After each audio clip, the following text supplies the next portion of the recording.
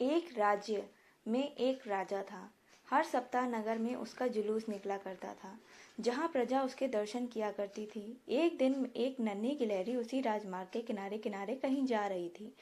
राजा का जुलूस निकलने वाला था। वह गिलहरी थी। वह थी तो छोटी, मगर उसका घमंड बहुत बड़ा था। वह खुद को सर्वश्रेष्ठ और महान समझती थी। कुछ देर बाद राजमार्ग से राजा का भव्य जुलूस निकला। वह एक विशाल शाही हाथी पर सवार था, इसलिए उसे भव्यता से सजाया गया था। जुलूस में हाथी के साथ एक शाही लोमड़ी और कुत्ता भी थे। राजा का जुलूस देखने को उमड़ी भीड़ राजा के साथ साथ उसके शाही हाथी की भी प्रशंसा कर रही थी। यह सब सुनकर उस गिलहरी को बहुत ज्यादा बुरा लग रहा था। वह हाथी को गौर से देखने लगी, फिर सोचने लगी कि इसमें ऐसी क्या खास बात है जो मुझ में नहीं है। मैं भी उसकी तरह ही तो हूँ। मेरे पास भी 2 आंखें, 2 कान और 1 नाक, 4 पैर हैं।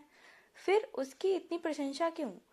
उसके विशाल शरीर के कारण, लंबी सूंड के कारण, छोटी छोटी आंखों के कारण, या झुर्रियां चमड़ी के कारण?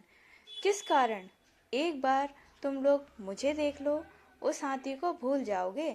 मैं हाथी से ज्यादा महान हूँ। गिलहरी ये सब सोच ही रही थी कि शाही लोमड़ी की नजर उस पर पड़ गई और उसकी लार टपक गई। जुलूस छोड़ वह उसकी ओर लपकी। फिर क्या था? गिलहरी अपनी सारी महानता भूलकर दुमदुमाकर भागी। भागते भागते वह हाथी के सामने आ गई।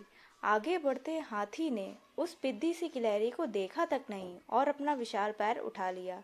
गिलहरी उसके पैर के नीचे कुचलने ही वाली थी, मगर किसी तरह उसने खुद को बचा लिया। वहां से बची तो खतरनाक कुत्ता सामने था, जो उसे देखकर गुर्राया।